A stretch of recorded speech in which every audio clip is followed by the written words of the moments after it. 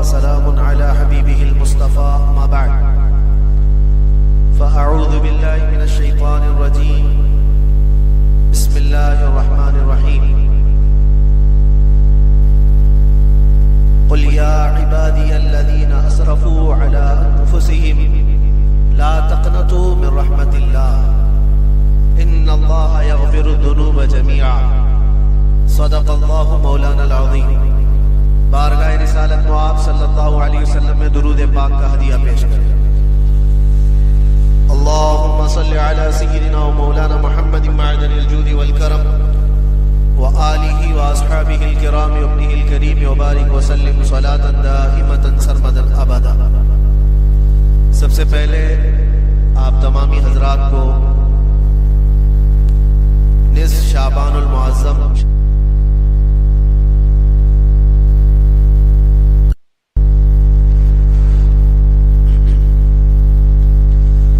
اللہ تبارک و تعالی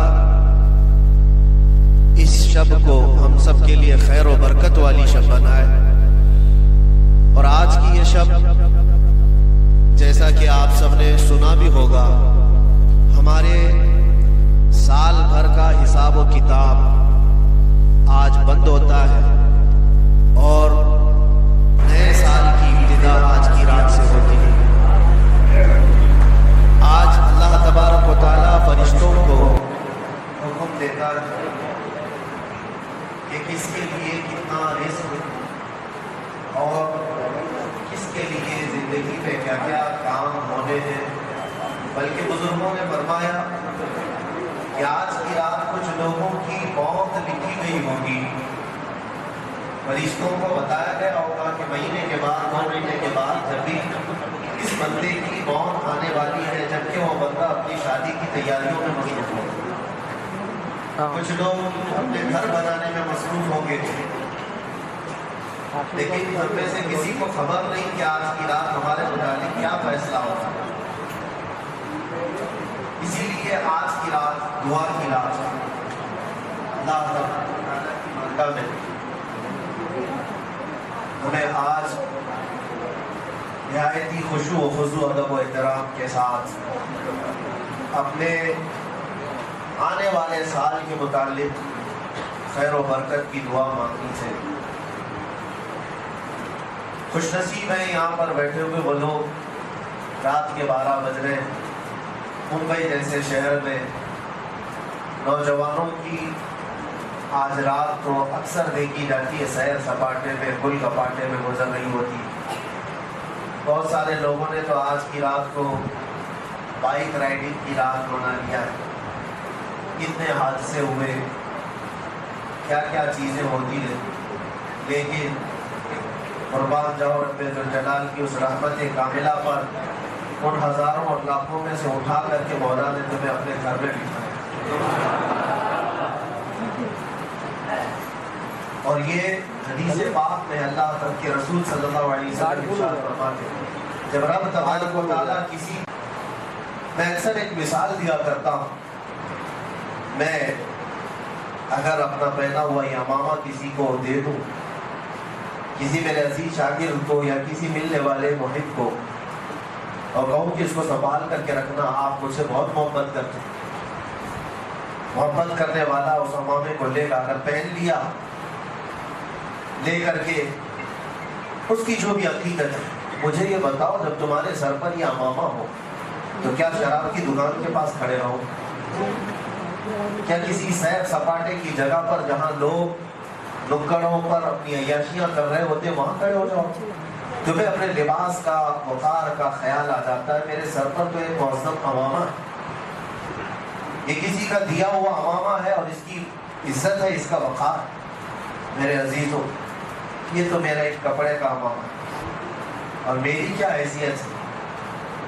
جب یہ امامہ تم رکھ کر کے کسی ایسی ویسی جگہ پر نہیں کھڑے ہونا چاہتے تو سوچو اللہ نے تمہارے سر پر امت محمدیہ کا تاج رکھا، تمہیں خیر امت کہہ کر کے پکارا قرآن میں اللہ نے، کنتم خیر امت اخرجت للناس، تم لوگوں میں خیر امت بنائے گئے، سب سے بہترین امت ہو۔ اس لیے کہ تم اچھائیوں کا حکم دیتے ہو اور برائیوں سے روکتے ہو اور اللہ کو بغیر دیکھے مانتے ہو. یہ تمہاری عظمت پر اللہ نے قرآن میں بیان فرمایا. اور فخر سے کہو کہ میں مسلمان. کیوں؟ کوئی مجرم ہے، کوئی جرم ہے، بلکہ لاکھوں کی بھیڑ میں بھی کہو میں محمد عربی کا غلام. ہمیں اس بات پر کوئی جھجک نہیں اور شرم نہیں. ہمارا نام چھپانے کی ضرورت نہیں اور نہ ہی ہمیں شرم اور جھجک سے جینے کی ضرورت ہے، کیونکہ تم عظمت والے. اللہ تعالیٰ نے قرآن میں تمہیں کیا فرمایا پتہ ہے؟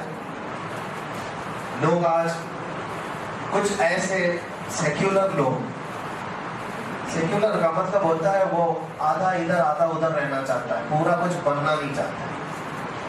یعنی وہ اپنی آئیڈینٹی چھپانا چاہتا ہے کہ یہ بھی راضی رہے وہ بھی راضی رہے، دونوں کمیونٹی کو، یا چار ہو تو چاروں کمیونٹی کو راضی کر کے رہوں.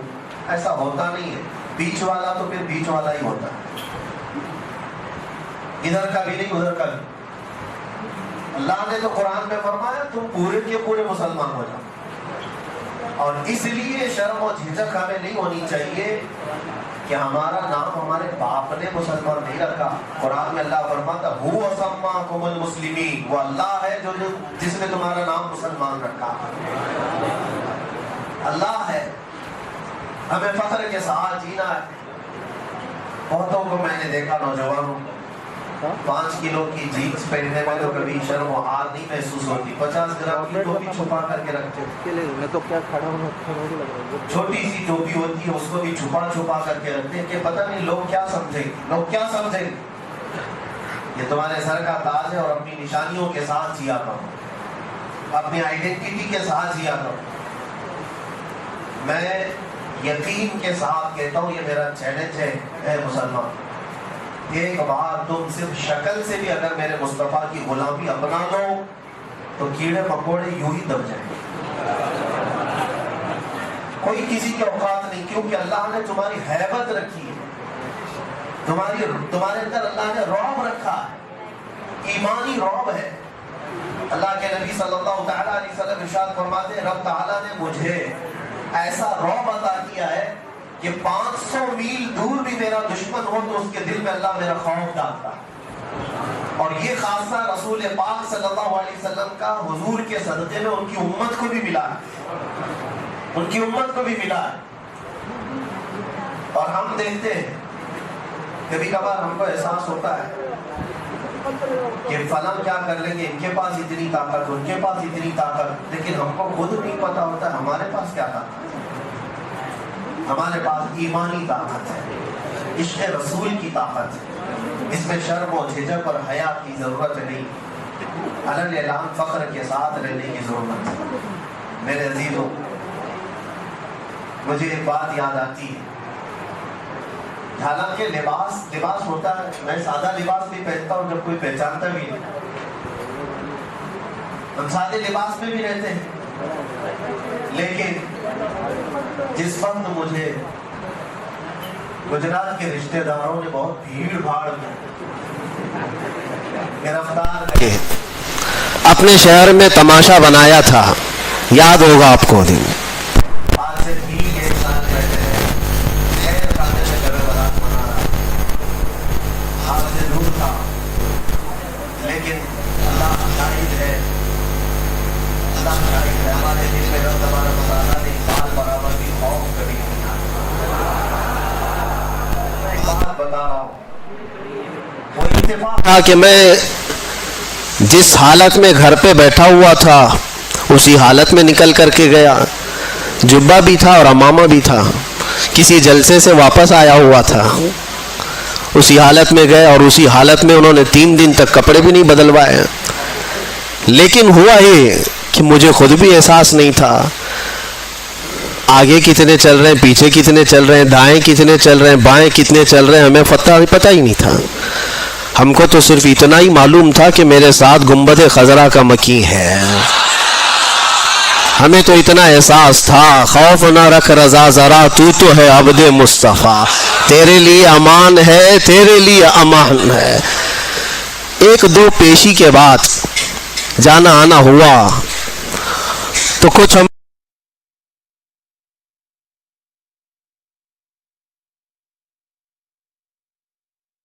आकर के कहा मुफ्ती साहब इस कोर्ट में भी आप गए, उस कोर्ट में भी गए, अब थोड़ा सा हमारे ऊपर बड़े मसले आ रहे हैं, आप अपनी ये पगड़ी उतार दो, अपना ये साफा उतार दो और सादे लिबास में हम हमारे साथ चलिए।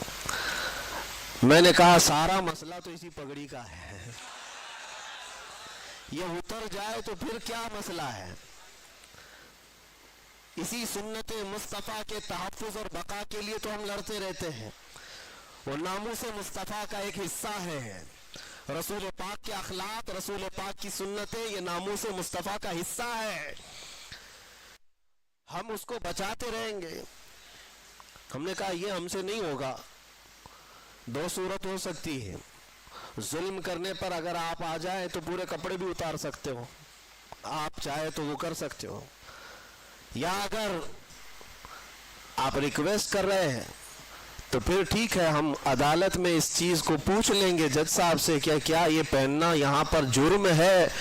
अगर वो कह देते हैं तो हम उतार देंगे। उन्होंने कहा नहीं नहीं, पूछने की जरूरत नहीं, जैसा है वैसी पहने रहिए, मेरा लिबास है। मैं ये मिसाल सिर्फ इसलिए दे रहा हूं मेरे अजीजों कि हमें अपनी आइडेंटिटी और हमें अपनी शनाख्त छुपाने की जरूरत क्या है। अरे शर्म तो वो करें जो नंगे लोग हैं, शर्म तो वो करें जो छीतरे पहन करके घूमते हैं, शर्म उसको क्या आए जो अखलाके मुस्तफ़ा पर जा रहा हो। मेरे मुस्तफ़ा करीम सल्लल्लाहु ताला अलैहि वसल्लम जैसा इस दुनिया में ना कोई आया है और ना आ सकता है। अल्लाह के नबी ने फरमाया बुइस्तु लिउतम्मिम मकारिमल अखलाक, मैं तो इसलिए दुनिया में भेजा गया हूं कि तुम्हें दुनिया में सबसे आला अखलाक पर लेकर आऊं। अल्लाह के नबी आए किस लिए थे? दुनिया को सबसे आला अखलाक देने के लिए आए। यह उम्मत सबसे आला अखलाक पर आएगी। बिल्कुल अपना मुंह बंद कर लिया और सर झुकाकर मेरे करीब आया। मैं उसकी हरकतें देखने लगा कि क्या कर रहा है, और करीब से करीब चलते हुए आया और आ करके मेरे तलवे चाटने लगा, मेरे पांव चाटने लगा, और उसके बाद जैसे वफादार कुत्ता दुम हिलाकर अपने मालिक की रहबरी करता है या उसकी खिदमत करता है, दुम हिलाते हिलाते मुझे अपने पीछे बुलाने लगा। मैं शेर के पीछे पीछे चलता रहा। ये देख रहा हूं कि पहली बार है जंगल का शेर बबर दरिंदा जो किसी इंसान के आगे चल रहा है और उसके पीछे पीछे ये इंसान चल रहा है। हजरत सफीना कहते मैं तो रास्ता गुम और भटका हुआ जंगल में तलाश कर रहा था अपने रास्ते को, और ये शेर अपनी दुम हिलाते हुए मुझे मदीने तक का रास्ता बता कर गया। उनके जो हम गुलाम थे, खल्क के पेशवा रहे, पूरी मखलूक के पेशवा रहोगे। और आपको पता है, मैं चंद मिसालें आपके सामने रखता हूं। आज वक्त है मेरे अजीजों अपनी कदर का और अपनी हैसियत को पहचानने का। अपनी वैल्यू अगर तुम्हें पता चल जाए तो तुम्हारी पेशानियां इधर उधर नहीं झुकेंगी, कभी तुम्हारा हाथ इसके उसके आगे नहीं जाएगा। तकलीफें आएंगी, मुसीबतें आएंगी, लेकिन उसका हल भी अल्लाह करीम की बारगाह से ही होगा। आपको बताऊं, उनके जो हम गुलाम थे तो क्या था, एक मर्तबा ऐसा हुआ कि मिस्र जब फतह हुआ, इजिप्ट जिसको कहते हैं, सुना होगा मिस्र का नाम। मिस्र जो है दुनिया का एक बहुत पुराना मुल्क जहाँ तारीखें वाबस्ता हैं, फिरौनों का मुल्क, पिरामिड्स देखते होंगे, अहरामात मिस्र, ये सब मिस्र की तारीख है। मिस्र में तारीख के एतबार से एक बहुत अहम चीज भी है, दरियाए नील, नाइल रिवर उसको कहा जाता है। ये दुनिया की सबसे लंबी नहरों में यानी दरियाओं में से है।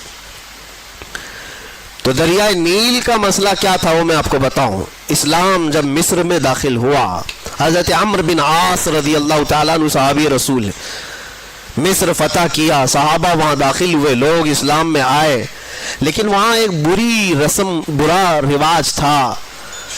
वो क्या था, एक परंपरा लोगों की चली हुई थी जहालत के ज़माने में कि दरियाए नील हर साल एक मौसम ऐसा आता था कि वो सूख जाता था, पानी कम हो जाता था, और उनका अकीदा ये था मसरियों का کہ اپنی 16-17 سال کی ایک جوان خوبصورت لڑکی کو دلہن بنا کر کے اس کا جلوس نکالتے اور دریائے نیل کے پاس لا کر کے اس کو ذبح کرتے اور اس کا خون دریائے نیل میں ڈالا جاتا، بلی چڑھانا جس کو کہتے، اور ایک لڑکی کو قربان کرتے تو پھر دریائے نیل کا پانی موجیں مارتا ہوا اوپر آ جاتا۔ یہ ہر سال ان کے ساتھ ہوتا تھا، ان کا عقیدہ بیٹھ گیا تھا کہ دریائے نیل کو ہر سال ایک بلی چڑھانی پڑتی ہے، ایک لڑکی کی قربانی دینی پڑتی۔ اب جب اسلام داخل ہوا تو اسلام اس چیز کی ہرگز اجازت نہیں دیتا، یہ ناجائز و حرام ہے۔ ایک قتل، اللہ تعالیٰ نے قرآن میں فرمایا نا حق کسی نے ایک کا قتل کیا تو اس نے پوری انسانیت کا قتل کیا ہے۔ حضرت عمرو بن عاص کے پاس لوگ آئے اور کہا کہ دریائے نیل سوکھ رہا ہے، پانی ختم ہونے کو ہے، کیا کیا جائے؟ آپ نے کہا تو اللہ کی مصلحت ہے، دریا سوکھے گا تو پانی بھی آ جائے گا۔ کہا نہیں، اس دریا کو ہر سال ایک جوان لڑکی کی قربانی دینی پڑتی ہے، تبھی وہ دریا پھر سے واپس پانی میں موجیں لاتا ہے۔ آپ نے کہا ایسے کیسے ہو سکتا ہے؟ کہا تاریخ ہے، سب یہی کہنے لگے، اور اس کے بعد پانی کی قلت ہوتی گئی تو حضرت عمرو بن عاص گھبرا گئے کہ وہ گورنر ہیں وہاں پر، اب نئے گورنر ہیں، انہیں پورا ملک سنبھالنا ہے، لوگ جب پانی کی شدید قلت کا احساس کریں گے تو پھر کیا ہوگا؟ تو حضرت عمرو بن عاص نے خط لکھا، کس کو؟ حضرت عمر ابن خطاب رضی اللہ تعالیٰ عنہ، امیر المومنین، غلام مصطفیٰ، نبی کریم صلی اللہ علیہ وسلم کے اس سچے جانشین کو خط لکھا جب ان کا دور تھا۔ کہا کہ یہاں ایک ایسا مسئلہ ہے، دریائے نیل سوکھ جاتا ہے اور ہر سال یہ لوگ ایک 16-17 سال کی جوان لڑکی کی قربانی دیتے، پھر پانی موجیں مارتا ہوا اوپر آ جاتا ہے۔ اب اس سال کیا کیا جائے؟ ہماری حکومت ہے، اسلام آیا ہے امن و امان کے ساتھ۔ حضرت عمر بن خطاب کے پاس جب یہ خط پہنچا تو آپ نے جواب لکھا، جواب میں 2 خط لکھے۔ حضرت عمرو بن عاص سے کہا کہ تم جس طرح سے اسلام کو قائم کیے اسی طرح سے قائم رکھو، شریعت مصطفیٰ کا نفاذ ہر حال میں ضروری ہے، لوگوں کو نماز روزے کی تلقین کرتے رہو۔ اور ایک خط میں حضرت عمرو بن عاص کو مخاطب کر کے کہتے، حضرت عمر ایک خط یہ تو میں تم کو لکھ رہا ہوں اور ایک اور خط بھیج رہا ہوں جو دریائے نیل کے نام پر لکھ رہا ہوں۔ ہے کوئی دنیا میں جو کسی دریا کو بھی خط لکھتا ہو؟ یہ صرف میرے رسول کے غلاموں کا حال ہے۔ کہا ایک خط میں دریائے نیل کے نام پر لکھ رہا ہوں، یہ دریائے نیل کو دے دینا۔ اور دریائے نیل کو خط لکھا، بسم اللہ الرحمن الرحیم، اے دریائے نیل، عمر بن خطاب رسول اللہ کا غلام تجھ سے کہتا ہے اللہ کے حکم سے اگر تو بہتا ہے اے دریا تو عمر ابن خطاب کا حکم ہے کہ جیسا بہتا تھا ویسے رواں ہو جا، اور اگر اللہ کے حکم سے نہیں بہتا تو تیرے بوند ایک پانی کے قطرے کی بھی ہمیں کوئی ضرورت نہیں۔ یہ خط لکھ کر کے بند کر کے دے دیا۔ حضرت عمر بن عاص کے پاس 2 خط آئے، ایک خط ان کا تھا، پڑھا اور کہا دوسرا خط دریائے نیل کا ہے۔ حضرت عمر بن عاص نے کہا دریائے نیل کے لیے ہم پر بھی خط آیا ہے، لے کر کے گئے اور دریائے نیل میں وہ خط ڈالا۔ جیسی ہی خط ڈالا روایتوں میں موجود ہے 16 گز پانی اوپر موجیں مارتا ہوا گیا۔ ان کے جو ہم غلام تھے خلق کے پیشوا رہے، کون نہیں مانتا ان کے حکم کو؟ کون ہے جو ان کے حکم کے خلاف جائے؟ دریا ہے۔ اسی لیے شاعر نے کہا تھا میرے عزیزوں، حضرت سعد بن ابی وقاص ایک اور صحابی ہیں، عشرہ مبشرہ میں سے، یہ عراق فتح کر کے داخل ہوئے تھے، 400 صحابہ ان کے ساتھ تھے۔ عراق کے بعد جب یہ آگے بڑھ رہے تھے، وہ مسلمان کیسے تھے جن کو اقبال نے کہا تھا تھمتا نہ تھا کسی سے سیل رواں ہمارا، باطل سے ڈرنے والے اے آسماں نہیں ہے ہم، 100 بار کر چکا ہے تو امتحان ہمارا۔ یہ لوگ کہیں رکتے ہی نہیں تھے، ان کی کوئی سرحد ہی نہیں تھی۔ ایک علاقہ فتح ہو گیا تو بس کافی ہے نہیں، آگے بڑھنا ہے۔ حضرت سعد بن ابی وقاص جب عراق فتح کر چکے تو عراق سے متصل ایران بھی ہے جس کو فارس کہا جاتا تھا پہلے، ایران اور عراق کے بیچ میں دریائے دجلہ ہے۔ اب جب عراق فتح ہو گیا، دریائے دجلہ ہے، دریائے فرات جو بھی دریا ہے اس کے بیچ میں، تو صحابہ نے کہا کہ ہم ادھر بھی جانا چاہتے ہیں، اس علاقے کو بھی فتح کریں، غلامی مصطفیٰ میں شامل کریں. جبکہ فارس کسرا کے پاور کے اندر میں تھا. کسرا اس وقت کے سپر پاور بادشاہ کا نام ہے، جیسے آج امریکہ. لوگوں کے دماغ کے حساب سے، ہمارے حساب سے نہیں، سپر پاور. میرے عزیزوں، سعد بن ابی وقاص سے جب صحابہ نے کہا ادھر جانا ہے، کہا بیچ میں دریا ہے، کیسے جائیں گے؟ حضرت سعد بن ابی وقاص نے کہا تم میرے ساتھ چلو گے؟ صحابہ نے کہا کیسے؟ ادھر ایرانی فوج نے جتنے برج تھے دریا کے اوپر پار کرنے والے سب توڑ ڈالے تھے، جو لکڑیوں کے تھے وہ جلا ڈالے تھے، سب ختم کر ڈالے تھے، کیونکہ انہیں ڈر تھا یہ محمد عربی کے غلام ہیں، رکتے کہیں نہیں ہیں، یا اگر ادھر سے ادھر کراس کر کے آ گئے تو ہماری بھی خیر نہیں. سب توڑ ڈالے. اس کے بعد وہ ایرانی فوج کی تاریخ بھی موجود ہے تاریخ طبری میں. وہ لوگ دیکھتے رہے تماشا کہ یہ 400 لوگ کیا کر پائیں گے دریائے بیچ میں. حضرت سعد بن ابی وقاص نے اپنے صحابہ سے کہا چلو. سب نے پوچھا نہیں کیسے جانا ہے. اپنے قائد، اپنے جو لیڈر تھے حضرت سعد بن ابی وقاص سپہ سالار، ان کے پیچھے چل پڑے. پھر کسی نے پوچھا کس راستے سے جا رہے؟ سعد بن ابی وقاص نے کہا دریا سے جائیں گے. اور کیسے جائیں گے؟ گھوڑوں پر بیٹھے ہوئے ہیں، دریا سے جانے کی بات کرتے ہیں. کیا تمہارا گھوڑا اتنی چھلانگ لگائے گا کہ اس دریا کو کراس کر جائے گا؟ سعد بن ابی وقاص نے کہا کوئی چھلانگ لگانے والا گھوڑا نہیں، چل کر کے ہی جائے گا. یہ تاریخ میں پہلی بار ہو رہا ہے. سعد بن ابی وقاص نے کہا میرے پیچھے چلو. صحابہ نے سب اپنے اپنے گھوڑے ان کے ساتھ لگا دی. سعد بن ابی وقاص کا گھوڑا پہلی مرتبہ دریائے دجلہ پر پاؤں رکھتا ہے، آپ نے اللہ اکبر کہا. دوسرا پاؤں رکھتا ہے، آپ نے اللہ اکبر کہا. صحابہ نے دیکھا سعد بن ابی وقاص کا گھوڑا دریائے دجلہ پر چلتا ہوا جا رہا ہے، اس کے ٹاپ پر کوئی پانی کا نشان بھی نہیں ہے، ٹاپوں پر پانی تک بھی نہیں. تو سارے صحابہ پانی پر چلتے ہوئے چلے گئے، چلتے ہوئے چلے گئے. یہ تاریخ کی سچائیاں میں بتا رہا ہوں. ایرانی فوج اس وقت ملک فارس کی کسرا کی فوج یہ دیکھ کر کے کیا کہتی ہے جانتے ہو؟ کہتی ہے دیوا آمدند، فارسی میں دیوا آمدند. ارے جنات کی جماعت آ رہی ہے. ایسا لگتا ہے جنات کی جماعت آ رہی ہے پانی پر چلتے ہوئے. میرے عزیزو تمہیں بھی دکھانا ہے جنات کی جماعت ہوتی کیسی ہے. وہ چل کر کے چلے گئے اور جب دریائے دجلہ کو عبور کر لیا، میرے عزیزو ان کی ہیبت سے ویسے تھرا گئے تھے کہ ملک فارس پورا پرچم اسلام میں آ گیا تھا، اسلام کا پرچم لہرانے لگا تھا. عزیزان گرامی وقار، اسی بات کو اقبال نے کہا تھا کہ یہ تھمتا نہ تھا کسی سے سیل رواں ہمارا. اور شاعر نے کیا کہا؟ دشت تو دشت ہے دریا بھی نہ چھوڑے ہم نے، بحر ظلمات میں دوڑا دیے گھوڑے ہم نے. یہی واقعات تھے. لیکن مجھے بتاؤ، ایک دریائے نیل ہے حکم مان رہا ہے عمر ابن خطاب کا، ایک دریائے دجلہ ہے حکم مان رہا ہے سعد ابن ابی وقاص کا.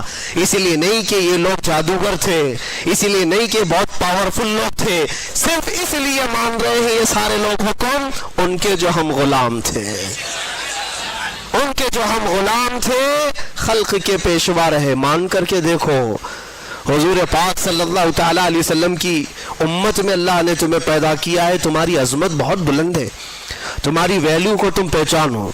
ہاں ہمارے ساتھ چیلنجز ہیں، ہمارے ساتھ مقابلے ہوں گے، لیکن اللہ تبارک و تعالیٰ کی حمایت بھی ہوگی. میں آپ کو تحدیث نعمت کے طور پر کہتا ہوں، تحدیث نعمت کے طور پر. میں اپنی بڑائی کے لیے نہیں کہتا. آج اس لیے صرف اظہار کر رہا ہوں کہ میں یہی رات رہی ہوگی یا اس سے پہلی والی رات رہی ہوگی، مجھے اندر ایسا بند کر دیا گیا تھا کہ دن و رات بھی معلوم نہ پڑے. نمازوں کے وقت کا خیال اندازے پہ کرنا پڑ جائے. جس کو ایسی ہائی سیکیورٹی کہا جاتا ہے جہاں پرندہ بھی پر نہیں مارتا، وہ تو دنیا بھر کو معلوم ہے میرا جرم کیا تھا. ہمارا جرم صرف اتنا ہے، جرم اتنا ہی ہے کہ حق بولتا ہوں برملا، چاٹنا کسی کے تلوے ہے نہیں فطرت میری. میں آپ کو ایک بات بتا رہا ہوں، 4 یا 5 دن سے بھوک اور پیاس کی شدت تھی، ایک لقمہ بھی میں نے کھایا اور پیا نہیں تھا، اور موت کا انتظار کر رہا تھا، شاید موت آ جائے گی، لیکن جس جگہ پر میں لیٹا ہوا تھا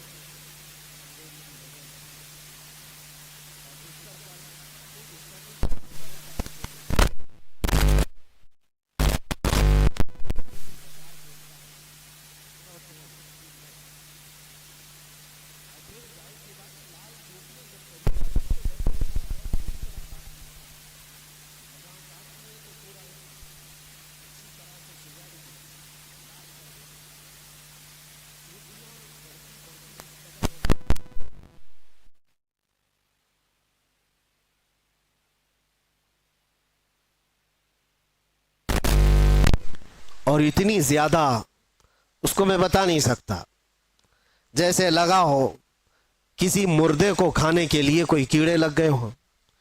پھر دل میں احساس ہونے لگا کہ شاید میری موت ہو گئی ہوگی اور یہ کیڑے کھا رہے ہوں گے، کیونکہ غشی آ جاتی تھی، غنودگی آتی تھی، تو لگتا تھا ہم کسی دوسری دنیا میں، کوئی انسان تو دکھتے نہیں تھے، سورج بھی نہیں دکھتا ہے، اندھیرا ہے.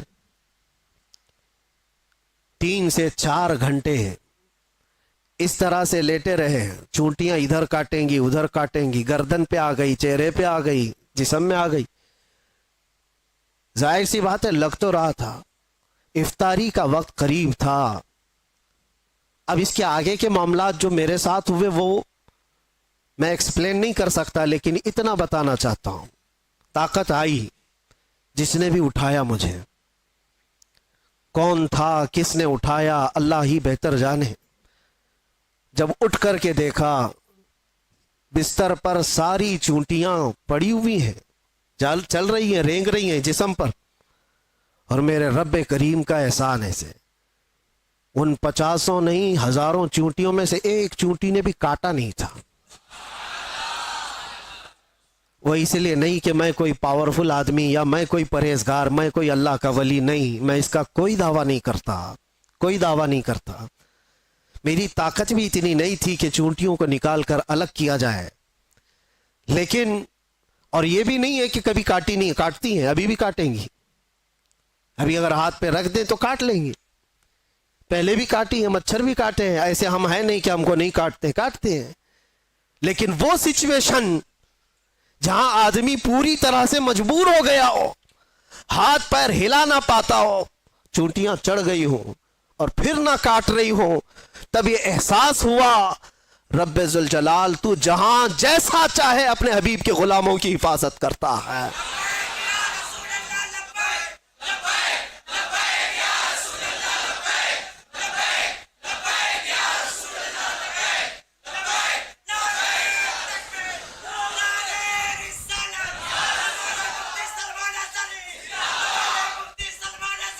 آپ کو مجھے وہ حدیث یاد آئی جب صحابہ اکرام رضوان اللہ تعالیٰ علیہ مجمعین کی ایک جماعت کو اللہ کے نبی صلی اللہ تعالیٰ علیہ وسلم نے تبلیغ کے لیے بھیجا تھا.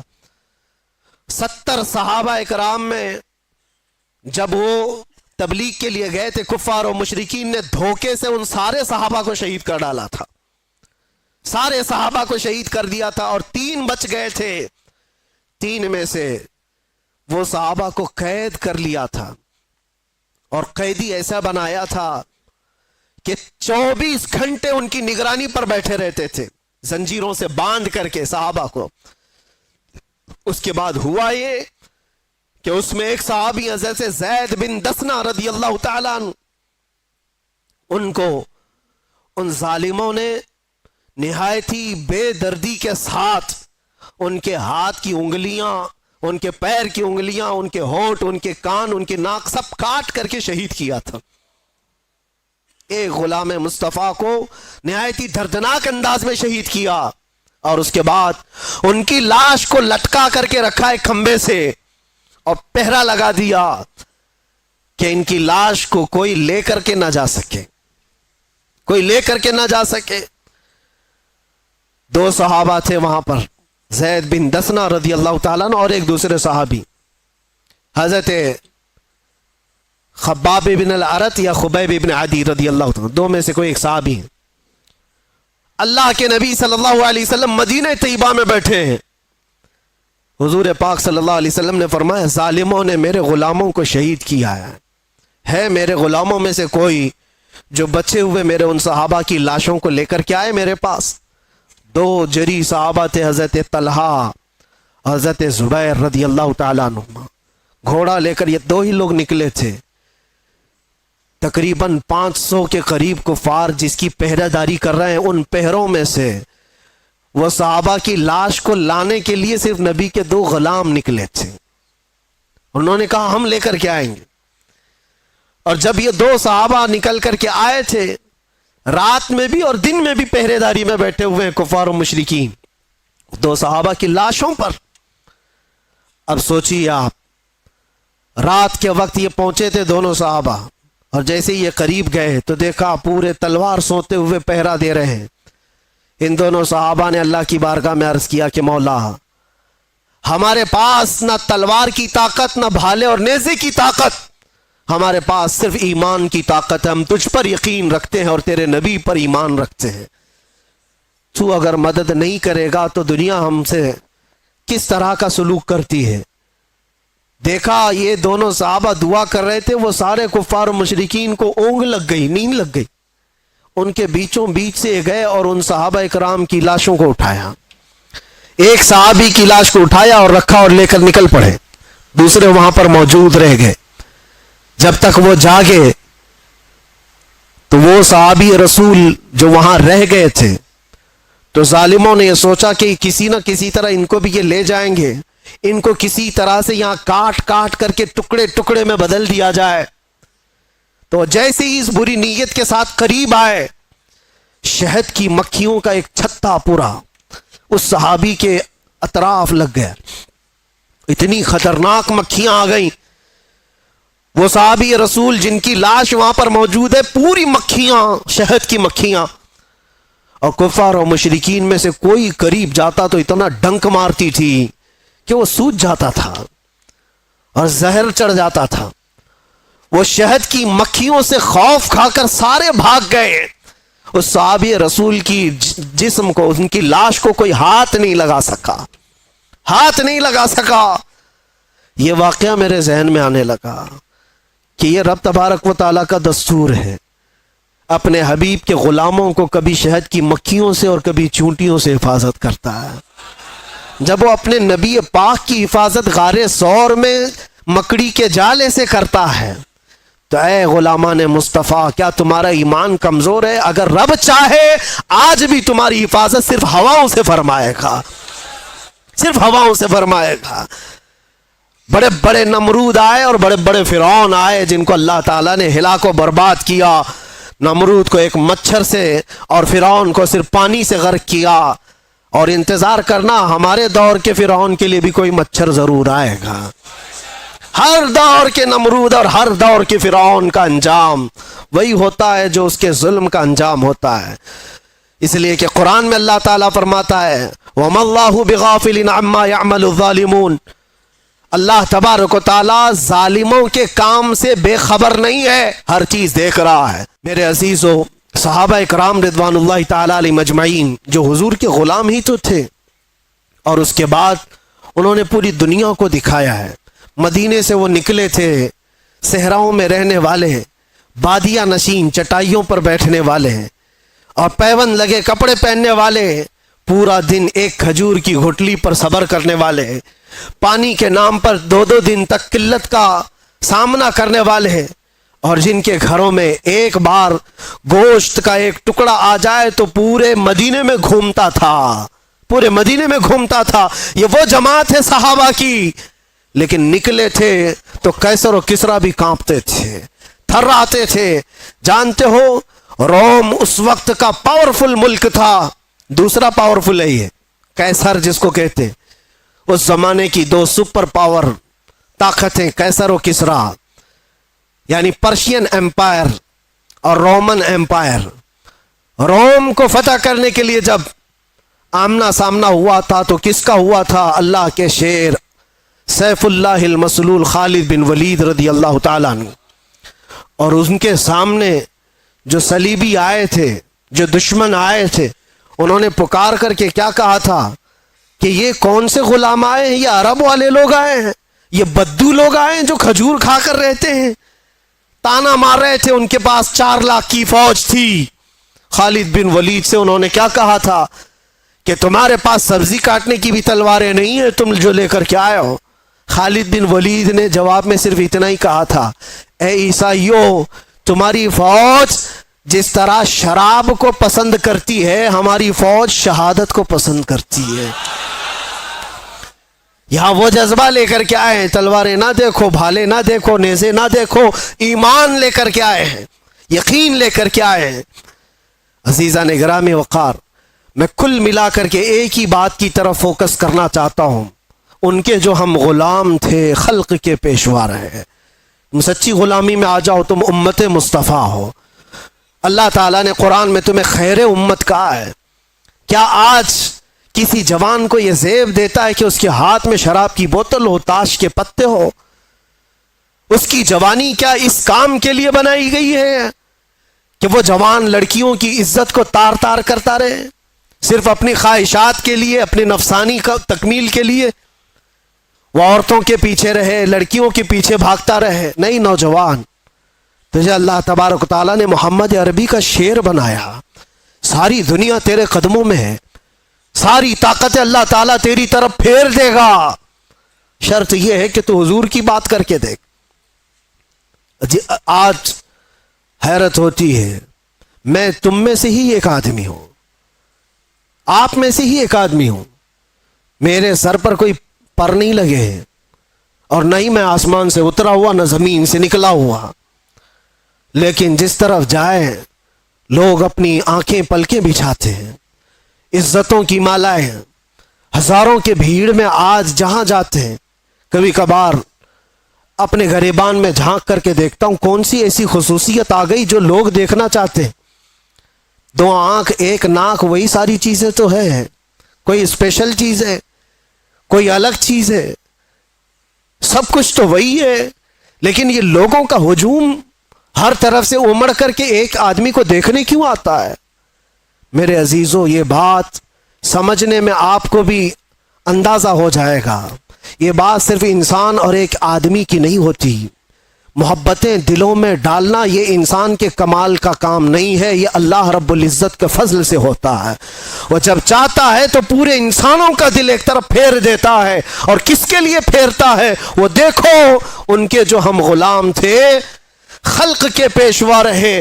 ہمیں آج یہ احساس ہے، آج لوگ جو پلکیں بچھاتے ہیں یا عزت کرتے ہیں تو وہ اس لیے نہیں کرتے کہ تمہارا لباس اچھا ہے، یا تم بڑے خاندان کے ہو، یا تم کسی سیاسی پارٹی کے نیتا ہو، 4 پیسے ہمارے لیے بھی کام کر جاؤ گے. نہیں، دور دراز بیٹھے ہوئے لوگ. میرے عزیزوں، میں آپ کو کیا بتاؤں، امریکہ میں رہنے والے کئی ایسے خاندان ہیں جن کو میں جانتا ہوں. ہم یہاں اندر موجود ہیں، وہ 3 مہینے سے اللہ کی بارگاہ میں نظر کے روزے رکھ رہے تھے. وہ عورتیں بھی، وہ بوڑھی خواتین بھی، وہ بچے بھی، جن کو ہم نے کبھی دیکھا نہیں، کبھی ملاقات نہیں کیا. 7 سمندر پار بیٹھ کر کے ایک فقیر، ایک نبی پاک کے غلام کے لیے اگر کوئی دعائیں کرتا ہے اور اپنے دل میں محبت محسوس کرتا ہے تو یہ ڈالا کس نے اور کیوں ڈالا؟ یہ 2 پوائنٹ ہے. ڈالا ہے رب ذوالجلال نے، اور کیوں ڈالا؟ صرف اس لیے جب تک بکے نہ تھے تو کوئی پوچھتا نہ تھا، یا رسول اللہ تم نے خرید کر ہمیں انمول کر دیا. بات صرف اتنی ہے، ان کی بات کرو، ہر دل پہ ان کی بات کرو. حضور پاک صلی اللہ تعالی علیہ وسلم کی بات. آج میں ایک بات یہ بھی بتاؤں، عجیب بات ہے کہ میں آپ کو ایک تفریح قلب کے لیے بتا رہا ہوں. اکثر ایسا میرے ساتھ ہوتا رہتا ہے. میں ٹیکسی میں بیٹھا ہوا تھا, مکہ مکرمہ کی بات ہے, باہر کہیں جا رہے تھے. جو بیٹھا ہوا آدمی تھا, میں تو نارمل لباس میں, اکثر سادے لباس میں, تو انہوں نے پوچھا چلاتے چلاتے, کہا کہ بھائی صاحب آپ کی شکل مفتی سلمان اظہری سے ملتی جلتی ہے. میں نے کہا کون ہے وہ؟ انہوں نے کہا نہیں جانتے ہو آپ کہاں سے ہو؟ ہندوستان سے ہو, نہیں جانتے ہو آپ؟ میں نے کہا نہیں, بتاؤ تو کون ہے. پھر وہ بتانے لگا ایسے ہیں ویسے ہیں, بڑے ہیں, عالم ہیں, وہ ہیں, تعریف. میں نے کہا بھائی وہ تو بھڑکاؤ مولانا تو نہیں آپ بول رہے ہو, ان کی بات کر رہے ہو؟ وہ غصے میں آ گیا, تل ملایا, کہا توبہ کرو نہیں تو ٹیکسی سے اتر جاؤ. میں نے کہا بات کیا ہے؟ کہا کہ کیوں ایک عالم کی تم توہین کرتے ہو, آپ کیوں ایسا بولتے ہو ان کو؟ میں نے کہا وہی نا جو جیل گئے تھے ابھی. انہوں نے کہا ہاں گئے تو تھے. تو کہا پھر اسی لیے میں ڈرتا ہوں ایسے مولانا لوگوں سے. میں نے کہا میں ڈرتا ہوں ایسے لوگوں سے. تو بیچارہ ٹیکسی سائیڈ میں لگا دیا اور کہا تم اتر جاؤ بھائی. میں ایسے آدمی کو نہیں بٹھاتا, میں نہیں بٹھاتا, آپ ادھر جاؤ, آپ توہین کرتے ہو علماء کی. میں نے کہا چلو معاف کرو, یہ ٹاپک چھوڑ دو, دوسری بات کرو. پھر وہ یوٹیوب کھول کر کے دکھانے لگے, یہ دیکھو, یہ سنو, حق بات کہا ہے, ظالموں نے پکڑا ہے, فلاں فلاں ساری چیزیں بیان, خاموشی سے سنتے رہے. میں یہ بات کیوں کہہ رہا ہوں آپ کو؟ کوئی لطیفہ نہیں ہے, مجھے ریئلائز ہوا, احساس ہوا. بعد میں اترنے سے پہلے اس نے کہا کہ بھائی ایک بات میں آپ کو بتاتا ہوں, یہ مولانا کی تقریر میں سنتا ہوں, میں ہوں اہل حدیث جماعت سے, لیکن یہ مولانا بریلوی مکتب فکر سے ہے, لیکن بات کرتا ہے محمد رسول اللہ کی. اور یہاں آ کر کے ہم کچھ نہیں دیکھتے, ہم تو اپنی جان بھی قربان کرتے. ہم اتر آئے, اس دن یہ احساس ہوا, اس نام پر اللہ نے اتنی طاقت رکھی ہے, ہر انسان نام محمد پر جمع ہوتا ہے, ہر مسلمان آ جاتا ہے. عزیزان گرام وقار, وہ ایک نقطہ ایسا ہے ناموس رسالت کا, جہاں پر لوگوں کے جذبات ہیں, لوگوں کی عقیدتیں ہیں. مجھے آج اس ٹاپک پر بات نہیں کرنا ہے کہ کون کس مکتبہ فکر سے اور کیا تھا, لیکن ہم نے یہ محسوس کیا ہے دنیا کے چپے چپے اور کونے کونے سے اگر لوگوں کے دلوں میں ہمارے لیے کوئی جذبہ موجود ہے تو وہ ہماری زبان کا کمال نہیں, یہ نسبت مصطفیٰ کا کمال ہے, رسول کریم صلی اللہ تعالی علیہ وسلم کے قدموں کا کمال ہے. اسی لیے عمر ابن خطاب رضی اللہ تعالیٰ عنہ نے سچ کہا تھا. جانتے ہو جب بیت المقدس فتح ہو گیا تھا, حضرت عمر فاروق رضی اللہ تعالیٰ عنہ بیت المقدس جا رہے تھے, وہاں لوگ انہیں پہچانتے بھی نہیں تھے. ابو عبیدہ بن جراح ایک صحابی وہاں پہلے سے موجود تھے, وہاں کے عیسائیوں یہودیوں سب کو بتایا تھا کہ امیر المومنین آ رہے ہیں مدینے سے, امیر المومنین آ رہے ہیں مدینے سے. سب لوگ دیکھنے کے لیے باہر کھڑے ہو گئے تھے, لیکن امیر المومنین کس شان سے آ رہے ہیں؟ وہ اپنے ایک غلام کو لے کر اپنے گھوڑے کے ساتھ جا رہے ہیں. کیا کمال کی عدالت ہے عمر فاروق کی, اپنے غلام سے مدینے سے ہی طے کر کے چل رہے ہیں, 1 میل میں گھوڑے پر بیٹھوں گا تو چلے گا, اور 1 میل تو بیٹھے گا اور میں چلوں گا. پورا سفر آقا اور غلام ایسے چلتے رہے. کبھی حضرت عمر رسی پکڑ کر چلتے, کبھی وہ غلام رسی پکڑ کر چلتا تھا. اور اتفاق ایسا کہ بیت المقدس جب قریب آیا, لوگ وہاں استقبال کے لیے کھڑے ہیں, اور گھوڑے پر بیٹھنے کی باری غلام کی تھی. غلام نے کہا کہ حضور اب تو میں اتر کر چلتا ہوں, آپ بیٹھے. کہا نہیں, عدل تو عدل ہے, انصاف, تیری باری ہے تو بیٹھے گا, میں رسی پکڑ کر چلوں گا. رسی پکڑ کر چل رہے ہیں, اور لوگوں میں ایک نعرہ لگا کہ امیر المومنین آ گئے. سب دوڑ کر کے اس گھوڑے کی طرف جا رہے ہیں جو گھوڑے پر سوار آ رہا ہے, अबू उबैदा बिन जर्राह जो सहाबी मौजूद थे, पुकार कर कहा, ऐ लोगों, सवारी पर बैठा हुआ वो नहीं है अमीरुल मोमिनीन, रस्सी पकड़कर जो आ रहा है वो है अमीरुल मोमिनीन। दुनिया ने पहली मर्तबा ये मंजर देखा होगा। कहाँ है वो लैंड क्रूजर वाले लीडर लोग, कहाँ है वो जो रसूल पाक सल्लल्लाहु ताला अलैहि वसल्लम के इन जानशीनों की मिसाल ला करके दिखा दे।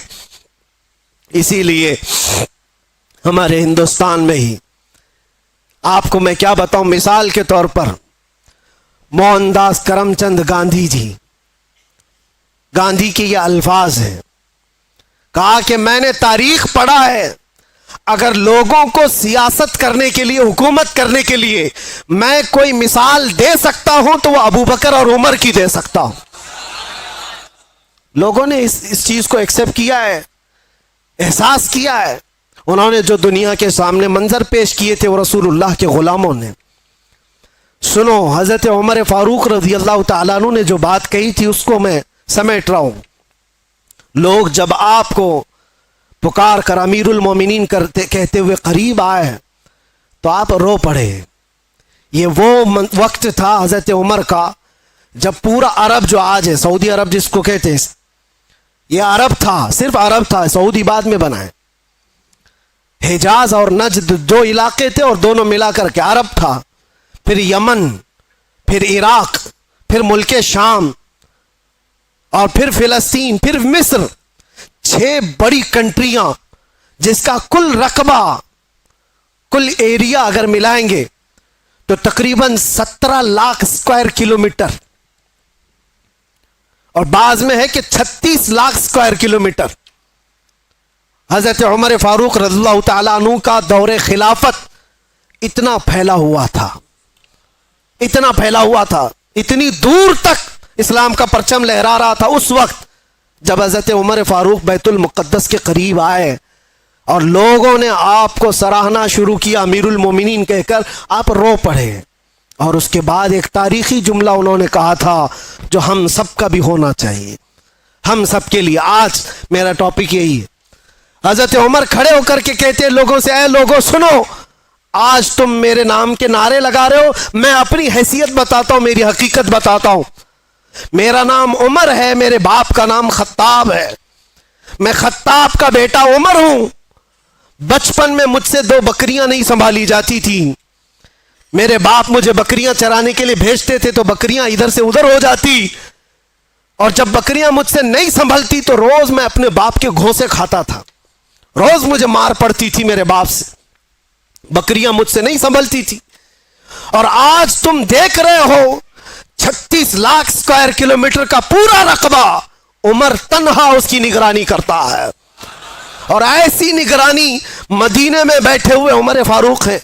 मुल्के शाम का एक वाकया मैं आपको बता रहा हूं। मुल्के शाम, मदीने से हजारों किलोमीटर दूर, मुल्के शाम में बैठी हुई एक खातून रात को अपनी बेटी से कहती है, दूध में पानी मिला करके बेचो तो थोड़ा ज्यादा हो जाएगा। बेटी कहती है, अम्मा उमर इब्ने खत्ताब का दौर है। कहां है? मदीने में बैठे हुए, और लोगों के अंदर अदल और इंसाफ करने की चाह हजारों मील दूर पर भी है। तो हजरत उमर उस दिन ऐलान करते हैं, आज जो बचपन में 2 बकरियों को नहीं संभाल सकता था, 36 लाख स्क्वायर किलोमीटर को तन्हा चलाता है, वो इसलिए नहीं कि खत्ताब का बेटा उमर है, इसलिए चलाता है कि मोहम्मदुर रसूलुल्लाह का गुलाम उमर है। उनके जो हम गुलाम थे, खल्क के पेशवा रहे। कुल मिलाकर के एक ही नुक्ता है, हमें करनी है शहिंशाह बतहा की रजा जोई, वो अपने हो गए तो रहमत परवरदिगार अपनी। अगर हुजूर हमारे हो गए तो फिर बचा क्या है? इसीलिए सहाबा क्या कहते थे पता है? सारे जख्म खाते थे, मुसीबतें उठाते थे, और फिर मुस्कुरा करके हुजूर से ये कहते थे, हर सितम हर मुसीबत गवारा है, या रसूल अल्लाह एक बार तुम कह दो कि तू हमारा है। तुझसे तुझी को मांग कर मांग ली सारी कायनात। सहाबा इकराम भी बड़े अक्ल के साथ, बड़े इश्क के साथ मांगते थे। حضور پاک صلی اللہ تعالیٰ علیہ وسلم جب کسی صحابی سے کہتے کچھ چاہیے کچھ مانگنا ہے تو ان کا سلیقہ بھی تو دیکھو میرے عزیزوں. تمہیں اگر آپشن دے دیا جائے تو جلدی سے کیا مانگو گے؟ ہر ایک کے اپنے مسئلے ہیں, ہر ایک کے مسئلے ہیں. جو جس مسئلے میں الجھا ہوا ہے وہی مانگ لے گا. ارے نوکری نہیں لگتی, 2 سال سے بھٹک رہا ہوں, نوکری مل جائے. کسی کو چھوکری نہیں ملتی وہ مانگ رہا ہے, یا جو چاہیے وہ نہیں ملتی وہ مانگ رہا ہے. اسی میں ساری دنیا تمہاری, سارے عقل اسی کے اندر دنیا مانگنے کے لیے. اور 4 دن کی عیاشی ہے, اس کے بعد پھر پرانی ہو جاتی ہے. جس چیز کی بیس دنیاوی محبت پر ہوتی ہے یاد رکھنا وہ بہت جلدی پرانی ہوتی, اس سے محبت بھی قائم نہیں رہ پاتی. اور جس چیز کی ابتدا اللہ کی رضا پر ہوتی ہے وہ دنیا میں بھی سلامت رہتی ہے, آخرت میں بھی سلامت رہتی, وہ اللہ محفوظ رکھتا ہے. اور صحابہ کیا مانگتے تھے؟ ایک صحابی رات کو حضور صلی اللہ علیہ وسلم کی بارگاہ میں تہجد کے وقت وضو کرا رہے ہیں. حضور نے خوش ہو کر کے پوچھا کہ کچھ مانگنا ہے تمہیں, کچھ چاہیے؟ آپ سوچو, مالک جنت جب یہ پوچھ رہا ہو کچھ چاہیے تمہیں, کچھ مانگنا ہے. صحابی رسول نے کیا کہا؟ یا رسول اللہ, اتنا چاہتا ہوں کہ جنت میں آپ کا ہم نشین بن جاؤں. آپ چاہیے بس, آپ کا ساتھ آپ ہوں بس میرے لیے. حضور نے فرمایا وضو کرتے ہوئے, اب غیر ذالک, اس کے علاوہ بھی کچھ اور چاہیے؟ یہ کون کہتا ہے جو پہلا دے چکا ہو تبھی دوسرا پوچھتا ہے. مرشد گرامی حضور تاج الشریعہ رحمت اللہ علیہ نے اسی لیے فرمایا نبی مختار کل ہیں, جسے جو چاہے بھری جنت ہبا کر دیں. نبی مختار کل ہیں, جسے جو چاہے عطا کر. ارے وہ رسول پاک صلی اللہ تعالیٰ علیہ وسلم کی بارگاہ میں سچ کہا ہے میرے مرشد نے, وہ دم میں جو چاہے جسے چاہے فرما روا کر دیں. حضور پاک صلی اللہ تعالیٰ علیہ وسلم کی بارگاہ کے متعلق یہ کہا. سنو, حضور نے دوسری بار کہا کچھ اور چاہیے. اس صحابی نے اب یہ سوچنا تھا کہ ایک چیز تو مانگا اور حضور نے دیا ہوگا, اب دوسرا بھی کچھ مانگ لوں, دوسرا کچھ اور, ماں باپ رشتہ دار بیوی بچے ان کے لیے بھی کچھ مانگ لوں. نہیں, وہ صحابی ہیں, انہوں نے کہا یا رسول اللہ دوسری بار آپ آپشن دے رہے, پھر میں یہ چاہتا ہوں کہ جنت میں آپ کا ساتھ چاہیے. حضور نے فرمایا اب غیر ذالک, اس کے علاوہ اور بھی کچھ چاہیے؟ یہاں دینے پر وہ نبی مختار اپنی جھولیاں پھیلائے ہوئے ہیں, لب واہ ہیں, آنکھیں ہیں بند, پھیلی ہیں جھولیاں, کتنے مزے کی بھیک تیرے پاک در کی ہے. مانگیں گے مانگے جائیں گے, منہ مانگی پائیں گے, سرکار میں نہ لا ہے نہ حاجت اگر کی ہے. شعر سمجھ میں آیا؟ یہ اعلیٰ حضرت کا شعر ہے, مانگیں گے مانگے جائیں گے, منہ مانگی پائیں گے, جتنا مانگو گے سب پاؤ گے. سرکار میں نہ لا ہے نہ حاجت اگر کی ہے. اس کا مطلب کیا ہے؟ لا کا مطلب عربی میں نہیں, نہیں میں نہیں دوں گا, اس کو کیا کہتے ہیں؟ لا. لا حضور کی عادت ہے ہی نہیں لا کہنا, کبھی حضور لا نہیں کہتے, نہیں دوں گا, یہ نہیں دوں گا. اور اگر, اعلیٰ حضرت بھی کیسے عشق رکھتے تھے, یہاں حضور کی بارگاہ میں لا تو نہیں کہا جاتا اور یہ بھی نہیں کہا جاتا اگر تو کہے گا یہ تو دوں گا, اگر تو ایسا بنے گا تو دوں گا. حضور اگر پہ دیتے ہی نہیں, وہاں جو آیا جس طرح مانگا بھر بھر جھولی دے دی گئی. میرے کریم سے اگر قطرہ کسی نے مانگا, دریا بہا دیے ہیں دربے بہا دیے ہیں. مانگیں گے مانگے جائیں گے, منہ مانگی پائیں گے. سرکار میں نہ لا ہے نہ حاجت اگر کی ہے. اب سوچو, وہ صحابی کو تیسرا آپشن ملا ہے, اب بھی تو کچھ اور مانگ سکتے تھے. تیسری بار اس صحابی نے کہا یا رسول اللہ مرافقتک فی الجنہ, جنت میں آپ کا ساتھ چاہیے. کیونکہ وہ صحابی جانتے ہیں تجھ سے تجھی کو مانگ کر مانگ لی ساری کائنات. اگر حضور کو مانگ لیا ہے, حضور کا ساتھ مانگ لیا, تو ساری چیزیں تو اللہ یوں ہی دے دے گا, صدقے میں سب آ جائیں گی. یہ مانگنا وہ مانگنا فلاں مانگنا کیا ضرورت ہے؟ نبی جب کسی کا ہو جائے تو پھر کائنات اس کی ہے, نبی مختار کل ہے. صحابہ نے یہ سلیقہ دکھایا ہمیں, وہ حضور کا ساتھ مانگتے تھے. اسی لیے تو حضرت عمر بھی کس بات پر فخر کرتے تھے پتہ ہے؟ نبی پاک صلی اللہ علیہ وسلم نے ایک مجلس میں قبر کے حالات سنائے کہ جب کسی کو دفن کر کے چلے جاتے تو دو فرشتے آتے, منکر نکیر, نیلی آنکھوں والے, کالے چہرے والے, جھنجھوڑ کر سوال کرتے تیرا رب کون ہے, تیرا دین کیا ہے, اور حضور کو دکھا کر پوچھتے ان کے بارے میں کیا کہتا تھا.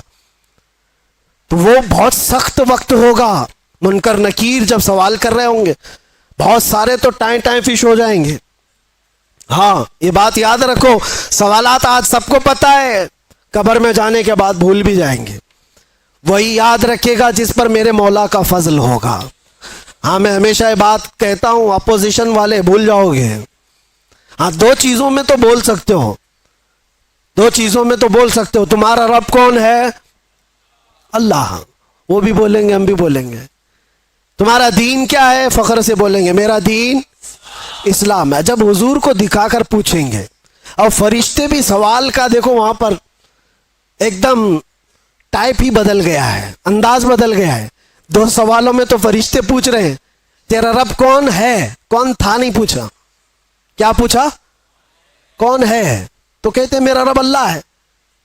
پھر دوسرا بھی فرشتوں نے یہی پوچھا تیرا دین کیا تھا, نہیں تیرا دین کیا تھا نہیں پوچھا, تیرا دین کیا ہے, تو بولتا ہے میرا دین اسلام ہے. لیکن تیسرے پہ آ کر فرشتے بدل دیتے ہیں.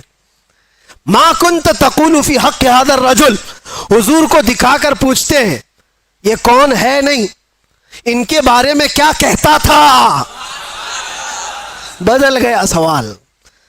اگر فرشتے وہاں بھی یہ پوچھتے یہ کون ہے, تو سب بولتے اب تو دیکھنا ہے کیا یہاں پر کوئی مجال ہے کہ انکار کرے, اب تو پھنسا ہے, بولے گا ہر کوئی بولے گا. لیکن فرشتے وہ نہیں پوچھ رہے یہ کون ہے, بلکہ یہ پوچھتے ان کے بارے میں کیا کہتا تھا.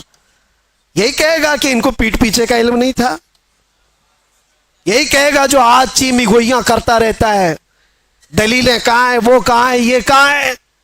میرے عزیزوں اسی لیے دامن تھام لو اعلیٰ حضرت کا. قبر کے سوالات بھی پکے تمہاری گٹھی میں پلا کر کے گیا بریلی کا عاشق. جب فرشتے یہ پوچھیں گے کیا کہتا تھا, تمہارے پاس اتنے الفاظ ہیں کیا کیا نہیں کہو گے. میں تو یہ کہتا تھا سرور کہوں کہ مالک و مولا کہوں تجھے, باغ خلیل کا اللہ رے تیرے جس میں منور کی تابشیں, اے جانے جاں میں جانے. اور اتنا ہی نہیں کہتے تھے فرشتوں سنو, اور ہم کیا کہتے تھے, سب سے اعلیٰ وہ اولا, سب سے بالا وہ والا. ہاں بجھ گئی جس کے آگے سبھی مشالیں, شمع وہ لے کر آیا. فرشتوں رکو, ہم یہ بھی کہتے تھے ان کے بارے میں زمین و زمان تمہارے, مکین و مکان, چنین و چنا, بنے دو جہاں. ارے ہم تو ان کے بارے میں یہ بھی کہتے تھے دہن میں زبان, بدن میں ہے جان. ہم آئے یہاں اور اٹھے بھی وہاں, لبیک یا رسول اللہ. یہ صدقہ ہے بریلی والے عشق کا. میرے عزیزوں یہاں یہ جو سوالات کا جو سیشن چلا, اب سنو حضور پاک, میں جو بات کہہ رہا تھا اس کو کمپلیٹ کر دیتا ہوں. حضرت عمر فاروق رضی اللہ تعالیٰ عنہ سے حضور نے فرمایا تم کیا کہو گے عمر, جب فرشتے سوال کریں گے تم کیا جواب دو گے. یہ بڑا اہم سوال ہے نا. حضرت عمر کہتے ہیں یہ تو بڑا سخت مسئلہ ہوگا 3 سوالوں کا جواب دینا. لیکن وہ پوچھتے ہیں یا رسول اللہ پہلے آپ مجھے یہ بتائیں کہ آج جو میں آپ سے محبت کرتا ہوں میرے مرنے کے بعد قبر میں بھی یہ محبت سلامت رہے گی. کیسا سوال ہے. حضرت عمر نے حضور سے پوچھا, میرے آقا نے فرمایا ہاں عمر, دنیا والوں کی محبت موت تک ختم ہو جاتی ہے, مجھ سے جو محبت کرتا ہے وہ حشر تک بھی باقی رہتی ہے. تب حضرت عمر نے جھوم کر کے کہا یا رسول اللہ قبر میں اگر آپ کی محبت ساتھ ہے تو پھر یہ معاملہ میرے اوپر چھوڑ دے، میں خود نپٹ لوں گا۔ تو تم جو ہو رسول اللہ، صحابہ کا ایک نعرہ تھا، یا رسول اللہ کل مصیبت بعدک جلل، اے اللہ کے نبی اگر آپ ہیں تو پھر ہر مصیبت چھوٹی ہے، ہر مصیبت چھوٹی ہے۔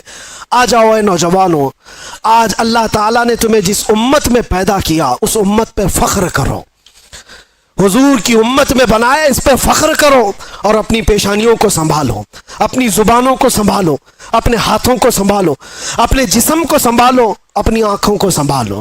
یہ تمہاری آنکھیں عیاشیوں کے لیے نہیں ہیں، یہ تمہاری آنکھیں بے حیائی دیکھنے کے لیے نہیں ہیں۔ تم رات کی تاریکیوں میں اپنے موبائل کی اسکرین پر گندی چیزیں دیکھنے کے لیے اگر اپنی آنکھیں استعمال کرتے ہو تو تف ہے اور لعنت ہے۔ اپنی آنکھوں کو بچاؤ آوارہ ہونے سے، تم غلام مصطفیٰ ہو، بلکہ آنکھوں کو ملتے ہوئے روز رات کو یوں کہو میرے آقا آؤ کہ مدت ہوئی ہے۔ تیری راہ میں آنکھیاں بچھاتے بچھاتے سنا ہے آپ ہر عاشق کے گھر تشریف لاتے، میرے گھر میں بھی ہو جائے چراغاں، یہ تمنا کرو میرے عزیزو۔ اور کیوں نہیں، وہ نبی جب عطا کرنے پر آتے ہیں تو غلاموں کی نیکیاں دیکھ کر کے نہیں نوازتے، غلاموں کے دلوں کی محبت دیکھ کر کے نوازتے ہیں، دیکھ کر کے نوازتے ہیں۔ مجھے یاد ہے مدینہ طیبہ میں عورتیں جو سلام کرنے کے لیے حضور کی جالیوں کے پاس جاتی، سنا ہے بہت ساری عالمائیں مبلغائیں بڑی بڑی علم والی عورتیں بھی کھڑی تھیں اور سلام پیش کر رہی تھی حضور کو اچھے اچھے الفاظ سے، الصلاۃ والسلام علیک یا خاتم النبیین، یا رحمت للعالمین، یا راحت للعاشقین، یا مراد المشتاقین، یا شمس العارفین، یا سراج السالکین، حضور کے لقب ہے۔ لیکن ایک دیہات کی گاؤں کی بوڑھی عورت کھڑی تھی، انگوٹا چھاپ، کچھ نہیں پڑا تھا، لیکن ہے تو حضور کی غلام۔ جب جالیوں کے قریب کھڑی یہ سلام سن رہی تھی دوسروں کا تو جذبات بے قابو ہو گئے اور اندر سے غم امڑ آیا، آنکھیں ڈبڈبا گئی، رونے لگ گئی۔ کاش میں بھی پڑھی لکھی ہوتی تو حضور کو کچھ اچھا سلام کرتی۔ یہ میری بہنیں ہیں جو آج حضور کو اچھے القاب سے سلام پیش کر رہی، تف ہے میری جہالت پر، لعنت ہے میرے بے پڑھے لکھے پر۔ اور اس کے بعد دل اتنا بھر آیا کہ وہاں رکنے کی ہمت نہیں ہوئی، روتی ہوئی اپنے آنچل سے آنسو پوچھتے ہوئے حضور کو اشارہ کر کے صرف اتنا کہا، یا رسول اللہ بے پڑھی لکھی آئی ہے، جاہل عورت آپ کے دربار میں آئی ہے، کچھ آتا نہیں، صرف اتنا آتا ہے السلام علیکہ یا رسول اللہ، بس اتنا کہہ سکتی ہوں۔ روتی روتی واپس چلی گئی اور اپنے کمرے میں جا کر بہت روئی، کس بات پر کہ بچپن میں پڑھی لکھی ہوتی تو حضور کو اچھا سلام کر سکتی تھی۔ میں افسوس کر رہی ہوں اپنی زندگی پر کہ جہالت نے میرا بڑھاپا لا دیا، اور جس نے نشہ سے اپنی یہ حالت کر لی ہو اس نے اپنے نبی پاک کو کیسی تکلیف پہنچائی، حضور پر کیا گزرتی ہوگی تمہاری ان حالت کو دیکھ کر کے۔ سوچا کبھی جو رسول رات رات بھر کھڑے ہو کر تیرے لیے دعا کرتے ہو، کیا تو اپنی زندگی کو ان عیاشیوں میں گزارے گا؟ وہ نوجوان رو پڑا، بہت رویا۔ اس کے بعد ایسی تو محفلیں بہت آتی ہیں، لیکن میں نے دیکھا زندگی بدلتے ہوئے بھی۔ میرے عزیزوں، اس ایک نوجوان کو میں نے دیکھا صرف 3 مہینے کے اندر 8 سال کی پچھلی قضا نمازیں پوری کر چکا تھا۔ 8 سال کی نمازیں صبح سے لے کر شام تک مصلی پر، اور پھر وہ یہ کہتا تھا شاید میرے رب نے مجھے اسی کام کے لیے اندر رکھا ہے کہ میں اپنے نبی کو پہچان لوں، آپ ذریعہ بنے مجھے میرے نبی تک پہنچانے کا۔ آج بھی میں یہ احساس کرتا ہوں ہم سب کی ڈور بندھی ہوئی ہے مدینے کے تاجدار سے، میں اسی ڈور کو پکڑنا چاہتا ہوں۔ جو ہزاروں نوجوان مجھے سننا چاہتے ہیں میں جانتا ہوں وہ اس لیے کہ ان کی نسیں مجھ سے نہیں جڑی ہیں، آمینہ کے لال سے جڑی ہوئی ہے۔ ہم ان کی بات کرتے ہیں تو ان کی رگ پھڑکنے لگتی ہے۔ سچ بتاؤ کہ ہماری گفتگو سنتے ہوئے، حضور کی محبت کی بات سنتے ہوئے دل ہچکولے نہیں کھاتا تمہارا؟ تمہاری نسیں نہیں پھڑکتی؟ وہ میری زبان کا کمال نہیں جو تمہارا تعلق مصطفیٰ کریم کی ذات سے ہے۔ جب کسی کے محبوب کو چھیڑا جائے تو پھر اس کا پورا جسم کا خون گرم ہونے لگتا ہے. یہی تم سب کی کیفیت ہے. جتنے لوگ مجھے سنتے ہیں میں جانتا ہوں ان کے دلوں میں میرے نبی کی محبت ہے، اس لیے جب یہ باتیں سنتے ہیں تو ان کا جسم گرم ہوتا ہے اور رگیں پھڑکنے لگتی ہیں. اور میں اسی کو واپس پھر لانا چاہتا ہوں. یہ اگر چنگاری شعلہ بن جائے جو تمہارے دلوں کے اندر موجود ہے تو پھر کیا کمال کی بات ہے. قوت عشق سے ہر پست کو بالا کر دے، دھر میں نام محمد سے اجالا کر دے. جس طرف تم گزرو گے خوشبوئیں تمہیں لوگوں کو یہ بتائیں گی کہ گزرنے والا مدینے کا غلام جا رہا ہے. آ جاؤ آج کی اس رات یہ طے کر کے اٹھو کہ جینا ہے تو میرے نبی کی مرضی کے مطابق جینا ہے انشاءاللہ.